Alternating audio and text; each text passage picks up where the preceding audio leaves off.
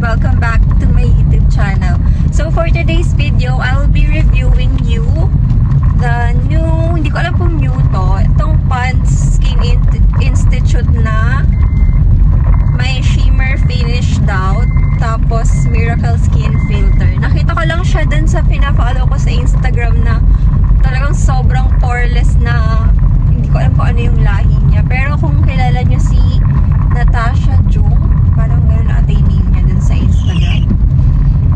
Ayun, tinry niya yan. And sa Thailand siya nabibili. Alam ko wala pa dito eh. Ito kasi parang pinasabay ko lang dun sa taga dito din, ay taga Kabanatuan na kakilala ko. Tapos parang nagpapasabay siya ng mga ganitong product. Nabili ko siya ng around, magkano ba yun? 250 pesos. Tapos bumili ko ng dalawa. Yung isang variant, yung violet, parang eto siya. Eto. Ang nakalagay naman dito, satin finish siya. Yun. Tapos translucent din. Pore blurring pala siya. Pores blurring nakalagay. Tapos yung grams niya is 4.5 grams. Yun. Tapos eto, yung nakalagay sa akin ngayon. Tinry ko siya eh. Pagkakuha ko sa kanya, sabi, kakauwi niya kasi galing Thailand and pwede na daw i-pick up. So ako naman, si Akla pick up agad. Tapos, pagkatanggap ko, nag-park lang ako tapos tinry ko agad. So excited. Ayun. Tapos eto yung gamit ko ngayon. Nakikita niyo. Siyempre hindi masyadong kita dito. Pero, meron siyang maliliit na glitters. Yung una kong tinry, yung color pink, yung shimmer finish. Tapos, okay siya. Parang, hindi ko naman siguro talaga masasabi agad na okay siya. Pero yung upon application, talagang meron nga siyang, yung sobrang fine na glitters lang. Yung parang magiging itsurang glass skin ka lang, ganun. Parang naka-highlighter din. Pero hindi kasi maano dito sa camera. Pero maganda, promise. Tatry ko bukas yung pores blurring ba yan? Yung color violet. Kasi, alam, madami kong pores. So, ayun. Yun lang. Hindi ko siya ma-wear test kasi kakalagay ko lang eh. Pauwi na rin ako. Tapos, gabi na din. Guys, insert lang ako ng dalawang clips. Yung winner test ko pag-uwi kasi si Akla hindi nakapag-outro. Yung outro ko yung nasa una kong videos. So, yun. Guys, look. Pag-uwi ka ng bahay. Diba? Kita nyo ba? Kita nyo yung mga fine glitters. Diba? Nakaka-fresh. Kasi ako pag naglagay ako ng powder, tapos parang ilang, mga siguro 10 minutes, parang nag-oil up agad ako. Pero ito, merong oil, pero hindi ganun ka, alam mo, hindi ganun ka sticky. Ang ganda niya. Siguro test ko pa siya ng mga ilang oras. Kunyari pag nag-makeup ulit ako, siguro bukas. Or pag may lakad na lang ulit ako. I-wear test ko siya. Kung gaano katagal. Ayun. So, yun lang. So, basically, yun lang. Yun lang talaga i-update ko sa inyo.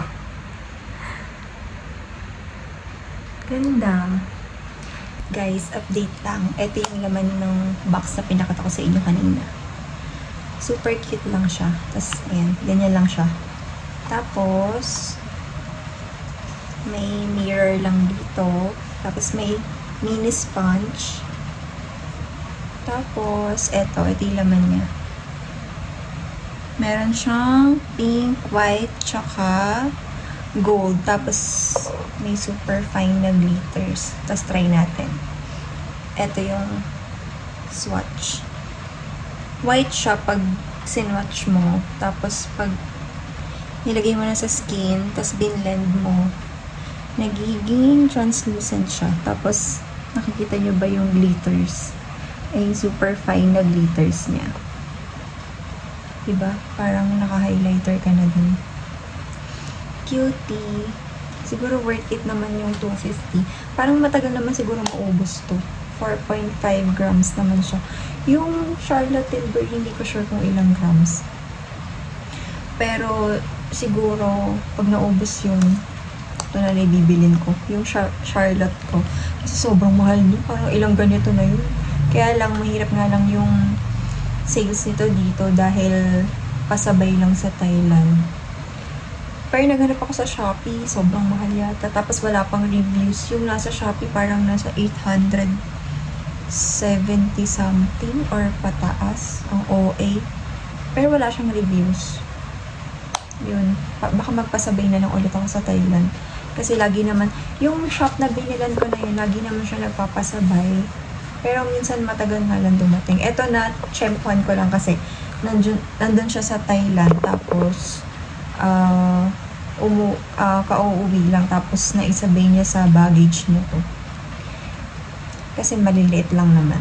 Pero madami siyang pinapasabay. Mga clothes, ganun, mga bags, yung mga, hindi pala whole. Parang siya nagpapasabay ng House of Little Value.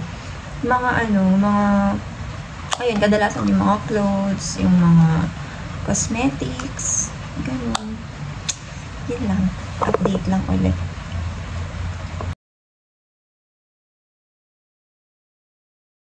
Yun lang.